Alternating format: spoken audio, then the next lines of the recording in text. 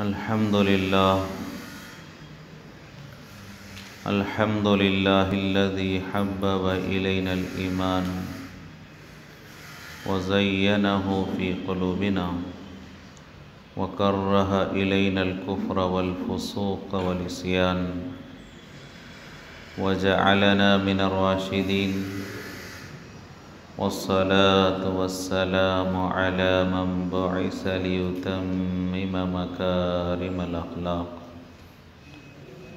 أما بعد، قال الله تبارك وتعالى في القرآن المجيد والفرقان الحميد: أعوذ بالله من الشيطان الرجيم، بسم الله الرحمن الرحيم.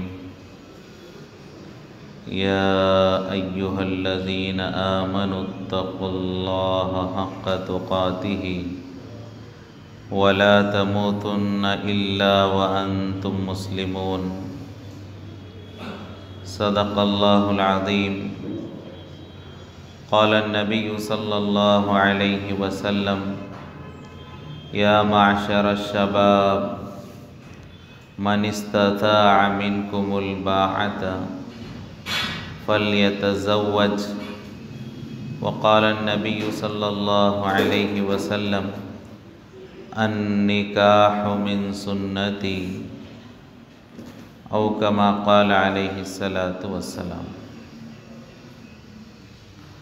محترم سامعین، گزشتہ نکاح سے متعلق گفتگو چل رہی تھی کہ نکاح کو جلدی کرنے کی کوشش کرنی چاہیے، نکاح میں دیر نہ ہو تاکہ نکاح کے مقاصد ہمیں حاصل ہوں، اور نکاح نہ ہونے کی وجہ سے جو بگاڑ، جو برائیاں، جو گناہ معاشرے میں پھیل رہے ہیں، اس سے بچنے کی فکر کی جائے. لہذا نکاح کو جلدی کرنے کی کوشش کریں. اللہ تبارک و تعالی نے نکاح کا حکم دیا: وَأَنْكِحُوا الْأَيَامَ مِنْكُمْ، تم میں سے جو بے نکاح ہیں ان کا نکاح کراؤ.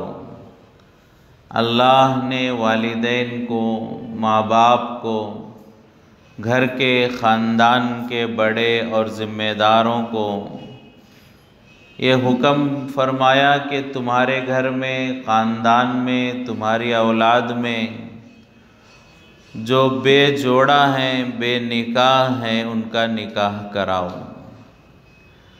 تو اللہ نے حکم دیا، اور بہت ہی سلیقے کے ساتھ یہ کہا گیا، بڑوں کو حکم دیا گیا کہ تم اپنے ماتحتوں کا، اپنے چھوٹوں کا نکاح کراؤ، تاکہ بڑوں کا ادب و احترام بھی باقی رہے اور بڑوں کو اپنی ذمہ داری کا احساس بھی باقی رہے. اللہ نے یہ نہیں کہا تم نکاح کر لو، اللہ نے کہا تم نکاح کراؤ اپنے گھروں میں جو بے نکاح ہیں. تو اللہ نے مخاطب نوجوانوں کو نہیں، اللہ نے ذمہ داروں کو، بڑوں کو، ماں باپ کو، سرپرست کو، والدین کو اللہ نے مخاطب فرمایا. اور اللہ ماں باپ کو کہہ رہے ہیں کہ تم اپنے بچوں کا نکاح کراؤ، نکاح کر لو اللہ نے نہیں کہا. اس لیے کہ یہ بھی ایک تہذیب ہوتی ہے، یہ بھی ایک بڑوں کا ادب و احترام ہوتا ہے. اور ایک نکاح ایک ایسی کارروائی ہے، نکاح ایک ایسا عمل ہے، جب ماں باپ کی سرپرستی ہوگی تو اولاد صحیح راستے پر پہنچیں گے، اور اگر اولاد پر ماں باپ کی نگرانی اور سرپرستی نہ ہو تو بہت سارے مرتبہ غلط فیصلے نوجوان نسل لے لیتی ہے، کیونکہ اس میں ان کو تجربہ نہیں ہے. جس چیز کا تجربہ نہ ہو اور اس چیز کا فیصلہ لینے کو کہا جائے تو غلطی کے امکانات زیادہ ہوتے ہیں. تو لہٰذا نکاح کے مسئلے میں اللہ نے یہ نظام بنایا، نوجوانوں کو کہا تم ماں باپ کے مشورے پر چلو، ماں باپ کی پسند کو اپنی پسند بنانے کی کوشش کرو۔ ہاں رضامندی ضروری ہے، بغیر رضامندی کے نکاح نہیں ہوتا، لیکن یہ ذمہ داری اللہ نے ماں باپ پر ڈالی۔ اللہ نے کہا اپنے گھر والوں کے، اپنے بچوں میں، اپنے گھر میں جو بے نکاح ہیں ان کا نکاح کراؤ، اللہ نے بڑوں کو حکم دیا۔ اس لیے کہ تجربے کار ہیں، صحیح غلط کا، اچھے برے کا فیصلہ کرنے کی استعداد ہے۔ نکاح کر کے ایک عرصہ انہوں نے گزارا ہے، گھریلو حالات کو جانتے ہیں، شوہر اور بیوی کے درمیان پیدا ہونے مسائل کو جانتے ہیں، اور اپنے بچوں کا مزاج جانتے ہیں، تو انہیں فیصلہ کرنا آسان ہوگا میری بیٹی کے لیے کون سا لڑکا مناسب ہو سکتا ہے، یا میرے بیٹے کے لیے کون سی لڑکی مناسب ہو سکتی ہے۔ تجربات کی روشنی میں اپنے اولاد کے مزاج کو دیکھتے ہوئے ماں باپ کو رہبری کرنا آسان ہو جاتا ہے، ورنہ خود اولاد فیصلہ لیں تو غلطی کے امکانات زیادہ ہیں۔ اسی لیے فرمایا کہ نکاح کے مسئلے میں نوجوانوں کو چاہیے کہ ماں باپ کی اطاعت کریں۔ انگریزی میں بھی ایک محاورہ ہے کہ رہبر کسے بنائیں؟ The real guide, he has gone all the roads you want to go۔ انگریزی زبان کا یہ محاورہ، اس کا مطلب یہ ہے کہ جس راستے پر ہم چلنا چاہتے ہیں اس راستے میں ہمارا گائیڈ اور ہمارا رہبر کون ہونا چاہیے؟ جو اس راستے سے گزر چکا ہو، ایسے آدمی کو پوچھنا ہمارے لیے نفع ہوگا۔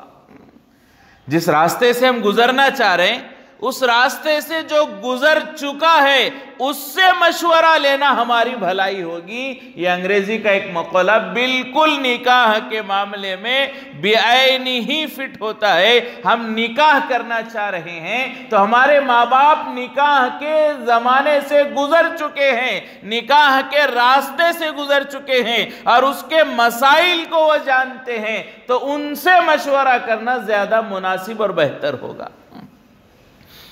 تو اللہ تبارک و تعالیٰ نے نکاح کرانے کا حکم دیا اور نوجوانوں کو کہا کہ والدین کے رائے پر عمل کرنے کی فکر کی جائے۔ ہاں اگر پسند نہیں ہے، رضامندی نہیں ہے تو اپنی رائے بیان کرنے کا اختیار ہے، لیکن مشورہ والدین سے ضرور لینا چاہیے۔ تو اللہ تبارک و تعالیٰ نے نکاح کرانے کا حکم دیا، تو ہم اندازہ لگائیں کہ یہ کتنی اہمیت کا حامل ہے۔ نکاح وقت پر کرانا کتنا ضروری ہے کہ اللہ نے حکم دیا، اس لیے کہ اسلام میں نکاح کو عبادت بیان کیا گیا ہے، نکاح کوئی فنکشن نہیں ہے۔ اسلام میں نکاح ایک عبادت ہے، بیوی کے ساتھ اچھے تعلقات رکھنا یہ عبادت ہے، اولاد کی تربیت کرنا یہ عبادت ہے۔ نکاح اور نکاح سے جڑی ہوئی چیزیں، تمام چیزوں کو شریعت نے عبادت بیان فرمایا ہے۔ اسلام میں گھریلو زندگی، اس کو ایک الگ مقام اور اہمیت اسلام میں دی گئی ہے۔ نصرانیت میں دیکھ لیں کہ وہ رہبانیت ہے، اور حضور پاک صلی اللہ علیہ وسلم نے ارشاد فرمایا لا رہبانیت فی الاسلام، اسلام میں رہبانیت نہیں ہے۔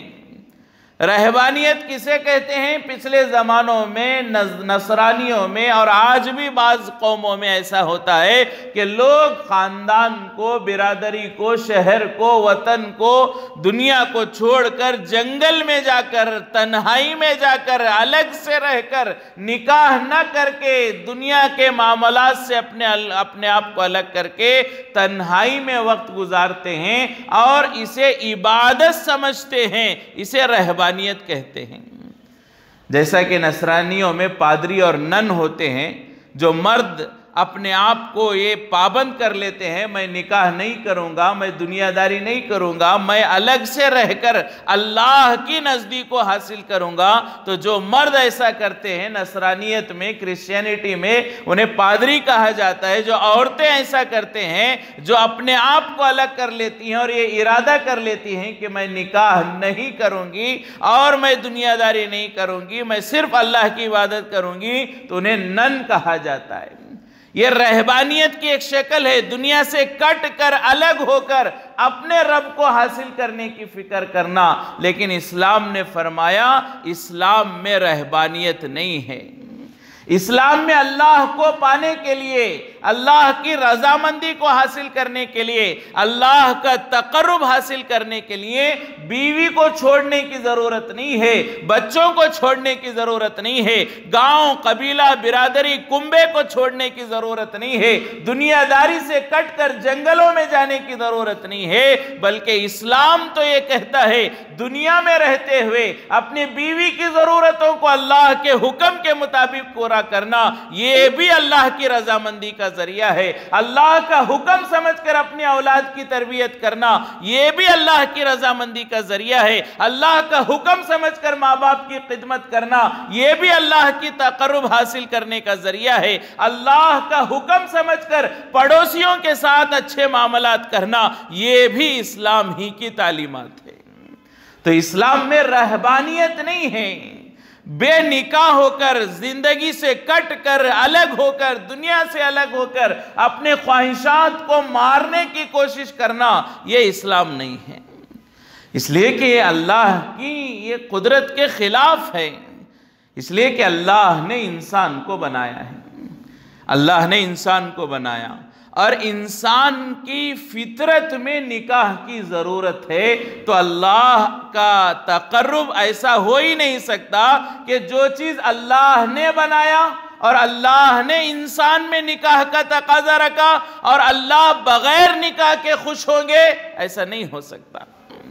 اگر بغیر نکاح کے اگر اللہ کی خوشی حاصل ہو سکتی، بغیر نکاح کے اگر اللہ کا تقرب حاصل ہوتا، تو اللہ انسان میں نکاح کا تقاضا ہی پیدا نہ کرتے، نکاح کی خواہش ہی پیدا نہ کرتے، انسان میں نکاح کی ضرورت ہی نہ رکھتے۔ لیکن اللہ ہی نے انسان کو بنایا، چاہے مرد ہو چاہے عورت ہو، ہر ایک انسان کے اندر نکاح کا تقاضا اللہ نے رکھا، تو اللہ نے اسے حلال طریقہ دیا کہ اس طریقے سے اس تقاضے کو پورا کرو، اور یہی میری عبادت ہے۔ اگر نکاح کرنا اللہ سے دور ہونا ہوتا، اگر کوئی انسان نکاح کر کے، شادی کر کے اللہ سے دور ہو جاتا، تو اللہ اپنے نبیوں کا نکاح کیوں کراتے؟ پوری انسانیت میں، پوری کائنات میں سب سے افضل اور اعلیٰ ترین ہستیاں وہ اللہ کے نبیوں کی ذات ہے۔ نبی پاکیزہ ہوتے تھے، عصمت اور آبرو کی حفاظت کرنے والے ہوتے، معصوم ہوتے، اللہ انہیں گناہوں سے بچاتے۔ اگر نکاح کرنے سے کوئی انسان اللہ سے دور ہو جاتا تو نبیوں کا اللہ نکاح کیوں کراتے؟ لیکن ہر نبی نے نکاح کیا۔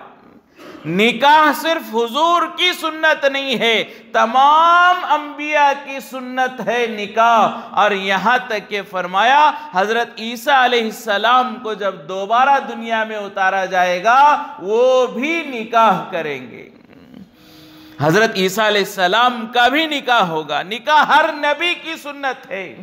اگر نکاح سے انسان اللہ سے دور ہوتا، جیسا کہ بعض قوموں کی یہ سوچ ہے، نکاح کرنا اللہ کو ناراض کرنا ہے اور نکاح کرنے سے اللہ نہیں ملتا، اگر ایسا ہوتا تو کسی نبی کا نکاح نہیں ہوتا، بلکہ تمام نبیوں کے سردار، امام الانبیاء، خاتم المرسلین، محمد رسول اللہ صلی اللہ علیہ وسلم کے جو اتنے کثرت سے نکاح ہوئے ہیں، یہ نکاح بھی نہ ہوتے۔ لہٰذا خود حضور کے نکاح، نبیوں کے نکاح، یہ اس بات کی علامت ہے کہ نکاح اسلام کا حصہ ہے۔ الگ رہنا، دنیا سے کٹ کے رہنا، رہبانیت اختیار کرنا، یہ اسلام میں نہیں ہے، اس لیے کہ انسان کا جو فطرتاً تقاضا ہے وہ نکاح ہے۔ اور اس کا نتیجہ کیا ہوتا ہے؟ تجربہ ہم دیکھ لیں، کارگزاریاں اور واقعات ہم سن لیں، سروے کرایا جائے تو سروے کی ہسٹری، تاریخ ہم دیکھ لیں، تو جو لوگ، جتنے ایسے خانقاہیں ہیں، جتنے ایسے جو ہے پادریوں کی جگہ ہے جہاں پر نصرانی مرد اور عورتیں یہ کہہ کے رہتے ہیں ہم نکاح نہیں کریں گے، وہیں سب سے زیادہ زنا ہو رہا ہے۔ اس لیے کہ آدمی جب جائز طریقے سے اپنی ضرورت پوری نہیں کرے گا اور قابو بھی نہیں رکھ سکتا تو ظاہر بات ہے کہ گناہ کی طرف جائے گا۔ کئی واقعات سننے میں آتے ہیں کہ جو لوگ نن بنے، جو عورتیں نن بنی، جو مرد جو ہے پادری بنے، ارادہ کیا کہ ہم نکاح نہیں کریں گے، ایسے کئی لوگوں کے زنا میں ملوث ہونے کے واقعات سامنے آتے ہیں۔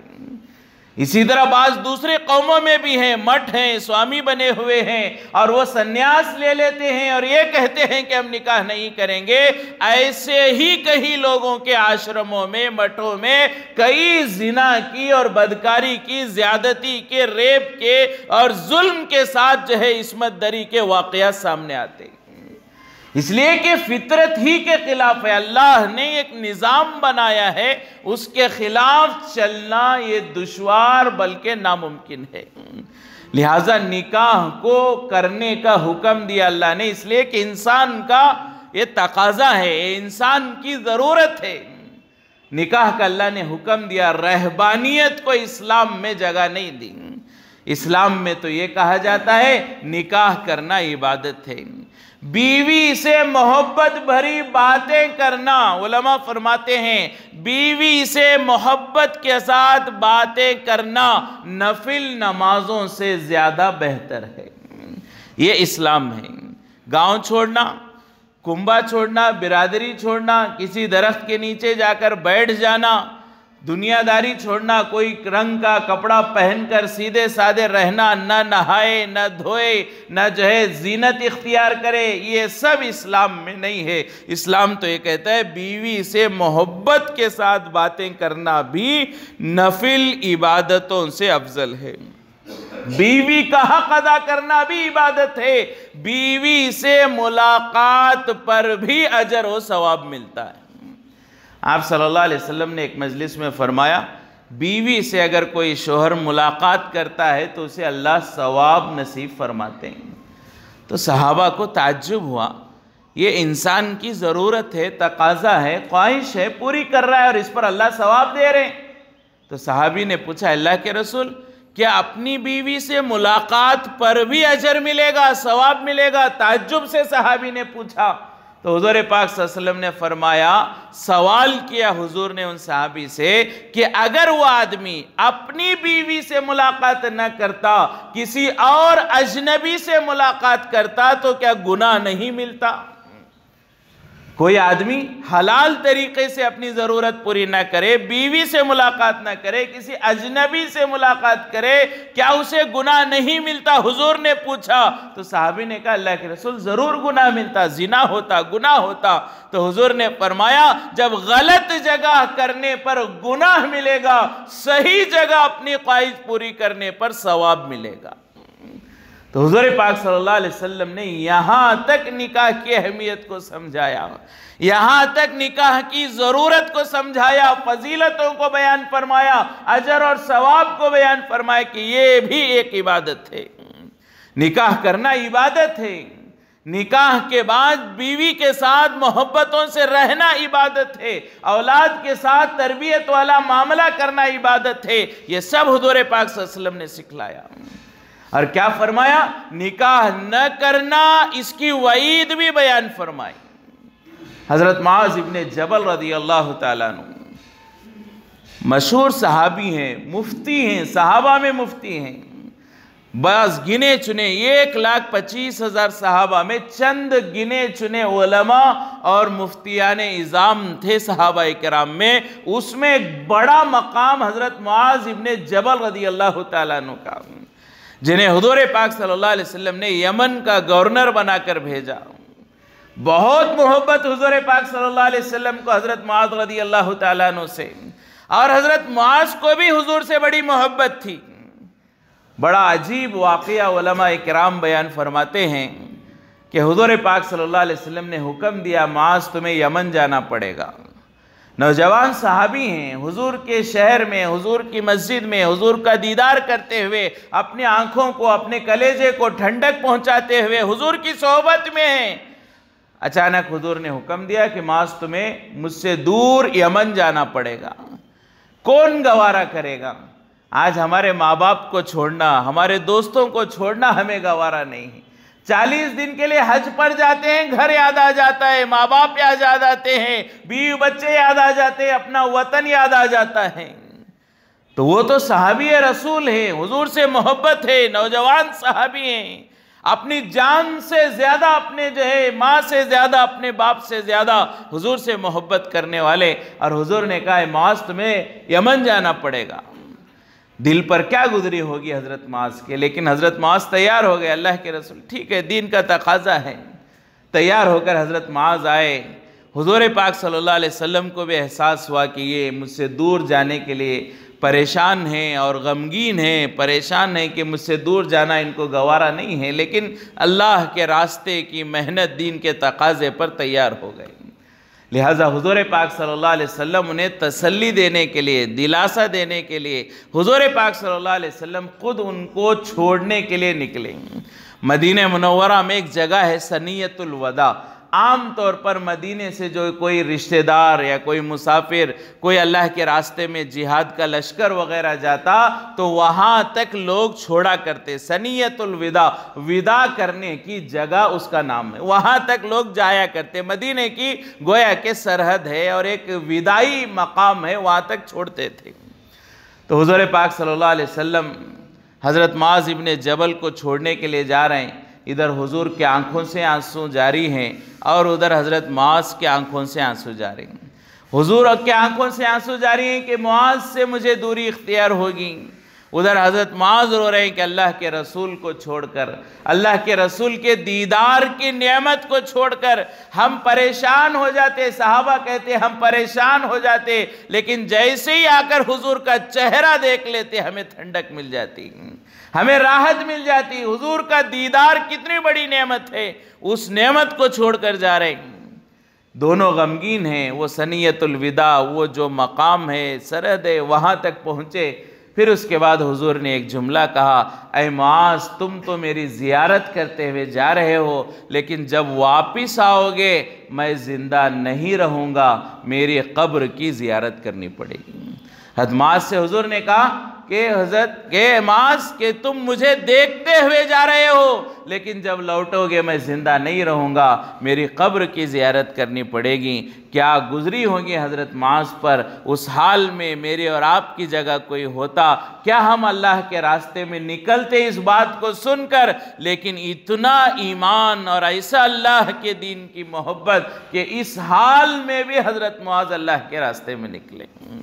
فرمائے کہ اتنے جلیل القدر صحابی جن کا ایمان ایسا، اللہ کی رضامندی کا جذبہ ایسا کہ مدینہ منورہ سے، حضور کی مجلس سے، حضور کی صحبت سے جڑ جانے کو تیار، ایسے مضبوط ایمان والے حضرت معاذ کہتے ہیں اگر تعاون کا زمانہ چل رہا تھا، اس وقت ان کی 2 بیویاں تھیں، پہلی بیوی کا انتقال ہو گیا، پھر تھوڑے عرصے میں دوسری بیوی کا انتقال ہو گیا۔ اس بیماری کے زمانے میں حضرت معاذ ساتھیوں سے، اپنے دوستوں سے کہتے ہیں کہ اس بیماری میں جبکہ میری موت بالکل قریب ہے، اس بیماری میں بھی میرا نکاح کراؤ، اس لیے کہ میں نے حضور سے اتنے سخت جملے سنے ہیں بغیر نکاح کے مرنے والوں کے کہ میں اس بیماری میں بھی نکاح کرنا چاہتا ہوں۔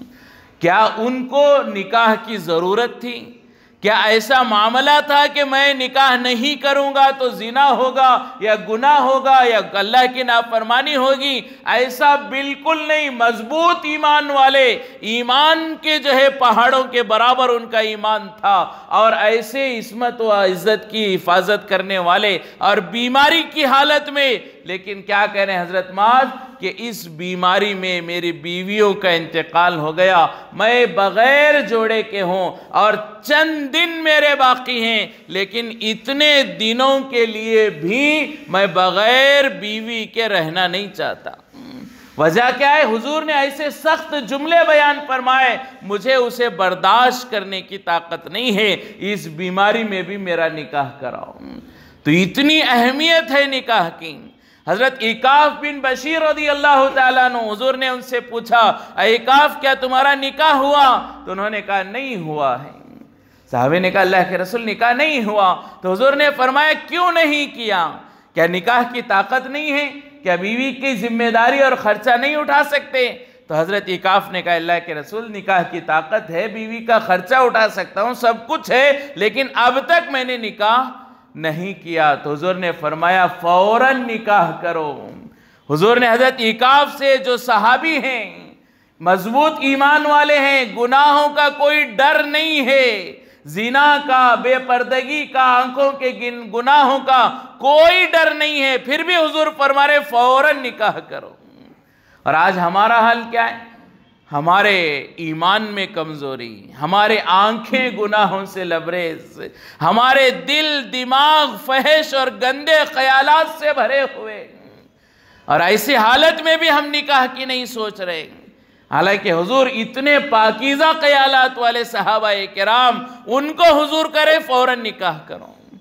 اور ایک روایت میں حضور نے فرمایا میری امت میں بدترین اور برا امتی وہ ہے جو نکاح کی طاقت کے باوجود نکاح نہ کرے۔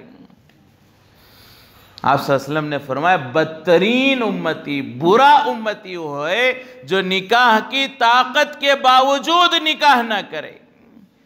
صحابہ کرام نکاح کر رہے ہیں، بڑھاپے میں نکاح کر رہے ہیں، نکاح کی فکر ہو رہی ہے، بیوی کا انتقال ہو گیا فوراً نکاح کر رہے ہیں۔ کیا ضرورت تھی؟ کیا کوئی گناہوں کا ڈر تھا، خدشہ تھا؟ نہیں، اللہ کے رسول پاک صلی اللہ علیہ وسلم نے نکاح کی اہمیت اتنی بتائی تھی کہ تھوڑا وقت بھی بغیر بیوی کے، بغیر نکاح کے گزارنا نہیں چاہتے تھے۔ لیکن آج ہمارا حال، بلوغ کے بعد، بالغ ہونے کے بعد 5، 10، 15، 20 سال کا عرصہ گزر جاتا ہے اور بغیر نکاحوں کے ہم اپنے بچوں کا زمانہ گزار رہے ہیں۔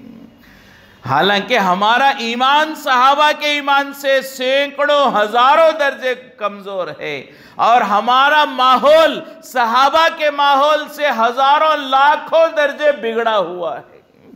دونوں میں فرق ہے۔ صحابہ کا ایمان بھی مضبوط تھا، اس زمانے میں گناہ اور برائیاں بھی کم تھیں۔ ماحول مدینے کا پاکیزہ ماحول، نورانی ماحول، گناہ کا، بے پردگی کا تصور نہیں ہے۔ کوئی دور دور تک بے پردہ نظر نہیں آتا۔ ایک عورت سفر میں گئی، پردہ جو ہے واپس آئی تو پردے کا حکم نازل ہوا۔ ایک مسلمان نے دیکھا، ایک مسلمان عورت ہے اور بغیر پردے کے آ رہی ہیں، تو انہوں نے کہا تیرا ناس ہو، تو نے پردہ نہیں کیا۔ وہ عورت نے پوچھا کیا ہے پردہ؟ تو انہوں نے کہا تجھے معلوم نہیں، اللہ کے رسول پاک صلی اللہ علیہ وسلم نے حکم دیا عورتوں کو پردہ کرنے کا۔ فوراً چٹان کے پیچھے چھپ گئیں، اور انہوں نے کہا جاؤ بازار سے جو ہے اس مسلمان سے، جو مرد جو کہہ رہے تھے انہیں، ان سے کہا جاؤ کوئی چادر لا کے دو، میں پردہ کر کے گھر جاؤ گی۔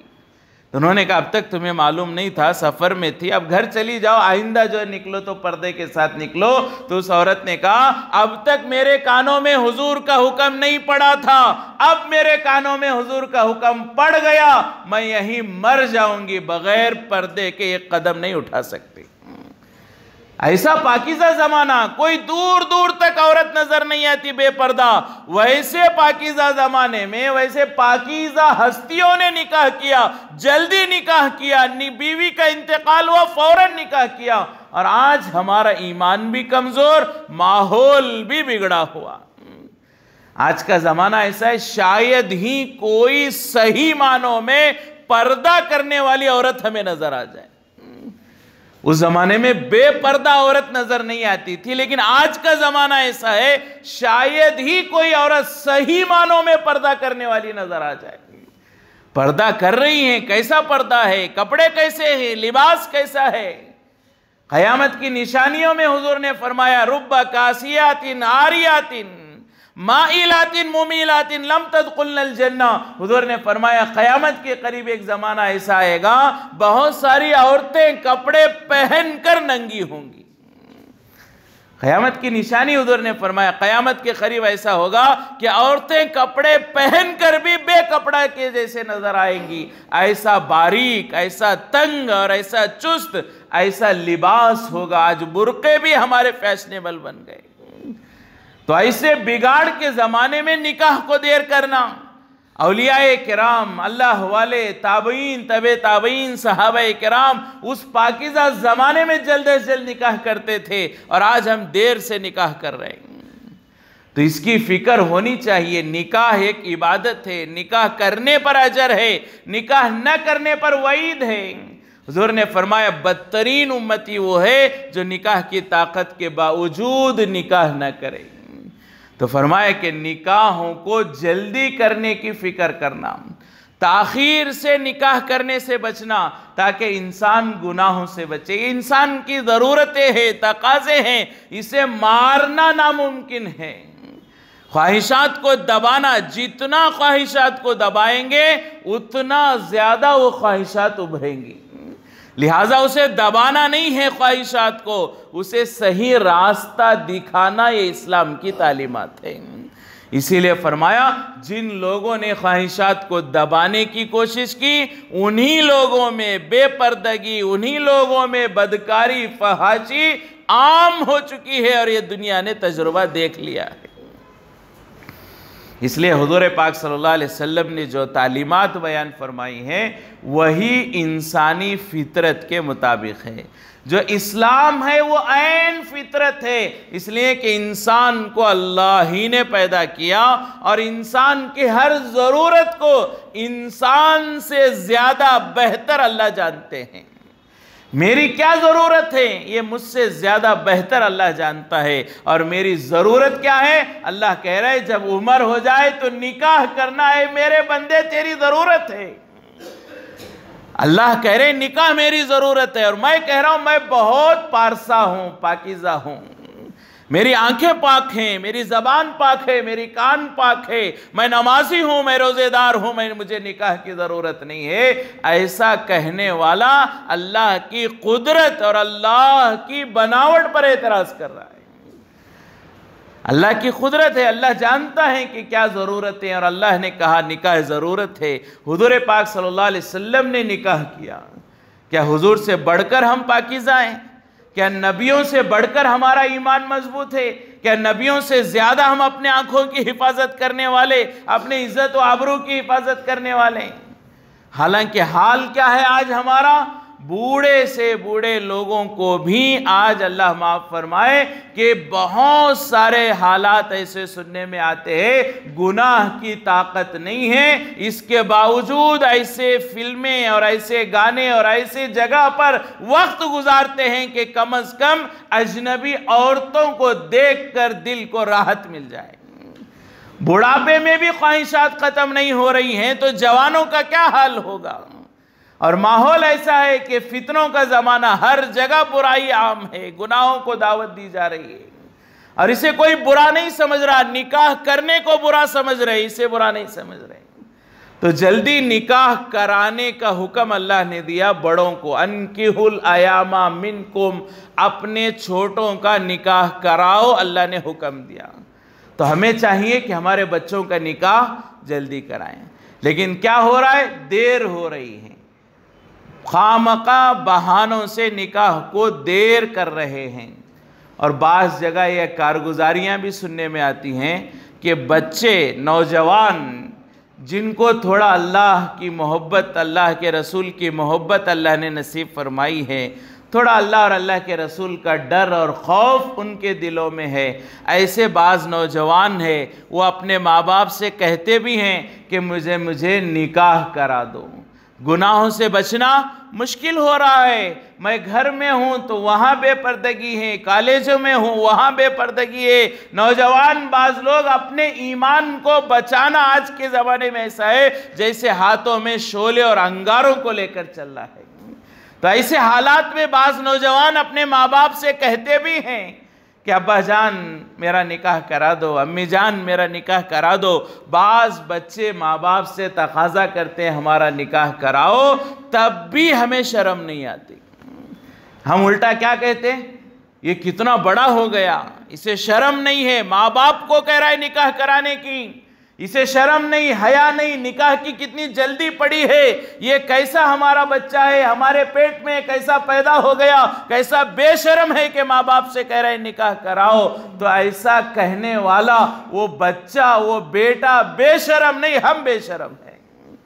ہمیں ڈوب مرنا چاہیے، ہمیں شرم آنی چاہیے کہ ہم ماں باپ ہو گئے، ہمارے بچوں کی ضرورت کو ہم پہچان نہیں سکے، میرے بچے کا ایمان خطرے میں پڑا مجھے معلوم نہیں، اور نوبت یہاں تک آئی کہ میرا بچہ خود کہہ رہا ہے ابا جان میرے ایمان کی حفاظت کے لیے نکاح کراؤ۔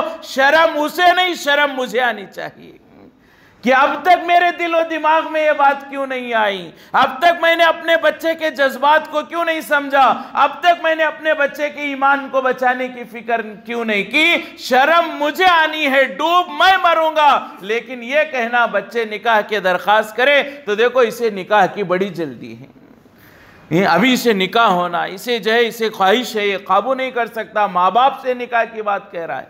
کتنا مشکل ہو گیا ہے زمانہ۔ اکثر جو ہے گھروں کے حالات یہی ہیں، ہم چاہے نمازی ہوں، روزے دار ہوں، دیندار ہوں، لیکن اکثر گھروں کے حالات یہ ہیں بچے چاہتے ہیں نکاح کرنا، ماں باپ سے بولنے میں ڈرتے ہیں یا شرمتے ہیں۔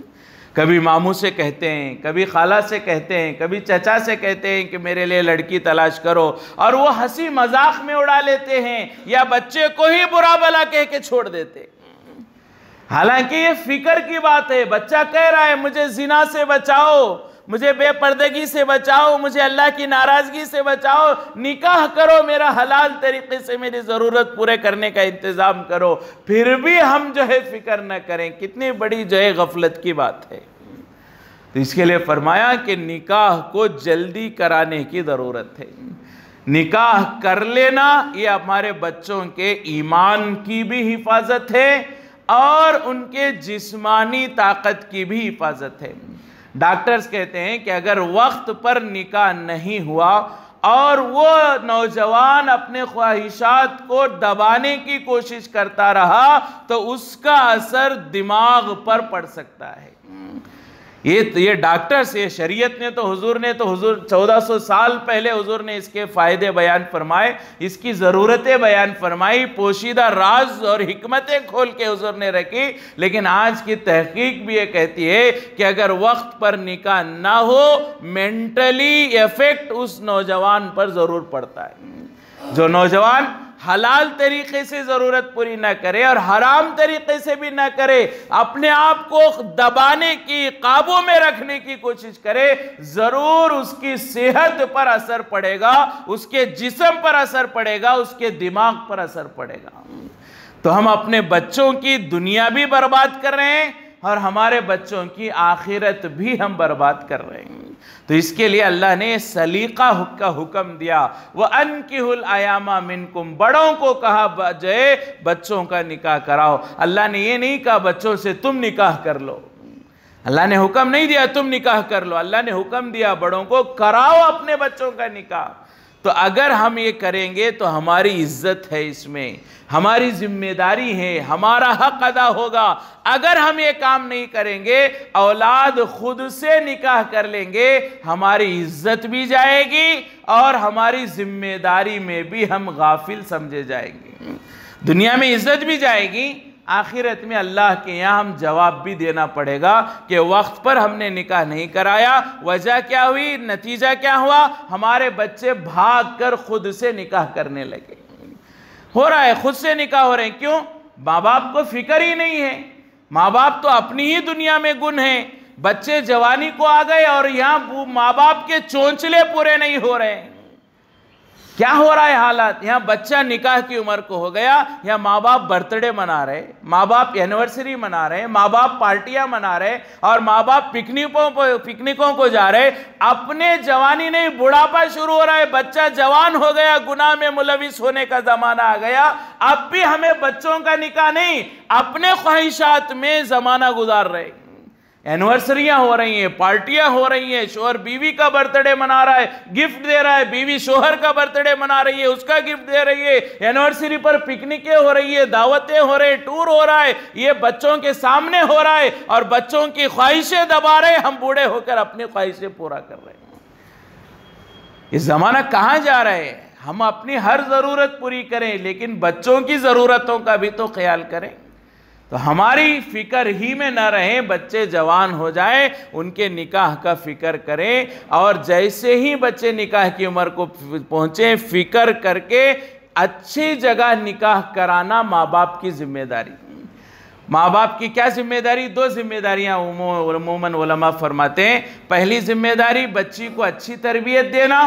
دوسری ذمہ داری جہاں ہماری بچیوں کا ایمان محفوظ رہ سکے ایسے گھروں میں نکاح کرانا، بچیوں کا ایمان بنانا. جب تک بچیاں ہمارے گھر میں ہیں ان کا ایمان بنانا، یہ ماں باپ کی ذمہ داری. اور جب وہ نکاح کی عمر کو پہنچے ایسے گھروں میں شادی کرنا جہاں ہمارے بچیوں کا ایمان محفوظ رہ سکے، یہ ہماری ذمہ داری.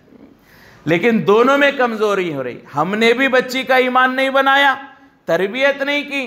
جہاں نکاح کرا کے دے رہے، معلوم ہے کہ وہ گھر بے دین ہے، معلوم ہے کہ اس گھر میں بدعات ہے، خرافات ہیں، گناہ ہیں، شراب ہے، سود ہے، رشوت ہے، سب کچھ ہے. اس خاندان کی برائیاں ہمیں معلوم ہے، لیکن اونچا خاندان ہے، لوگوں میں نام ہے، مالدار ہے. ہم اپنی بچی کا نکاح وہاں کراتے ہیں جہاں اس کا ایمان غارت ہو جاتا ہے. کئی ایسی بچیاں ہیں زندگی میں کبھی وہ بغیر برقعے کے ایک قدم اپنے گھر سے باہر نہیں نکلی تھی. ماں باپ کے گھر میں نکاح ہوا، اگلے دن شوہر نے کہا برقع نہیں پہننا ہے، بغیر برقعے کے گھوم رہی ہیں. یہ دونوں چیزیں اپنے گھر میں رہتے ہوئے اپنی بچی کا ایمان بنانا، جب نکاح کا وقت آئے تو جہاں اس کا ایمان بچے، محفوظ ہو، ایسے گھر میں نکاح کرانا. کتنے ایسی بچیاں ہیں بچپن میں گھر میں ماں باپ کے پردہ کرتی تھی، شوہر نے پردہ کرنے سے منع. گھر میں کبھی ہوٹل میں جا کے لڑکیوں نے ماں باپ کے گھر میں نہیں کھایا، اب شوہر کے گھر میں روزانہ ہوٹلوں کو جا رہے، پارٹیوں کو جا رہے، بے پردہ گھوم رہے، اجنبیوں سے باتیں ہو رہی ہیں، شوہر کے دوستوں سے ملاقاتیں ہو رہی ہیں، سب ہو رہا ہے، اور شوہر پردہ کرنے کو، برقع پہننے کو عیب سمجھتا ہے. یہ سب معلوم ہو کر بھی ہم اپنی بچیوں کو دے رہے ہیں، یہ بھی گناہ ہے. 4 پیسوں کی لالچ میں خاندان کا نام و مرتبہ دیکھ کر، نام و نمود و شہرت کو دیکھ کر ہمارے بچیوں کا نکاح نہ کرائیں، دین کو دیکھ کر نکاح کرائیں. یہ ماں باپ کی ذمہ داری ہے. تو اللہ تبارک و تعالیٰ نے اس آیت میں ماں باپ کو ذمہ داری دی. حضور پاک صلی اللہ علیہ وسلم نے حدیث میں اس کی اہمیت کو بیان فرمایا. یہاں تک بیان فرمایا بدترین امتی وہ ہے جو نکاح کی طاقت رکھے، نکاح نہ کر کے مر جائے، وہ میرا برا امتی ہے. تو اس کے لیے نکاح کو جلدی کرنے کی، سنت کے مطابق کرنے کے، مسائل کو جان کر کرنے کے ہم سب کو کوشش کرنی چاہیے. اللہ تبارک و تعالیٰ سے دعا ہے اللہ تبارک و تعالیٰ ہم تمام کو نکاح کو عبادت سمجھنے کی توفیق نصیب فرمائے، اور ہم بڑوں کو اپنے اولادوں کی جلد از جلد نکاح کرانے کی فکر کرنے کی توفیق نصیب فرمائے. اور اگر ہمارے بچے کہتے ہیں کہ ہمارا نکاح کراؤ تو اسے سنجیدگی سے لے کر فوراً اس پر عمل کرنے کے اللہ ہم سب کو توفیق نصیب فرمائے. اسے برا سمجھنے سے اللہ ہم سب کی حفاظت فرمائے. جو کچھ کہا گیا سنا گیا اللہ اس پر عمل کی توفیق نصیب فرمائے.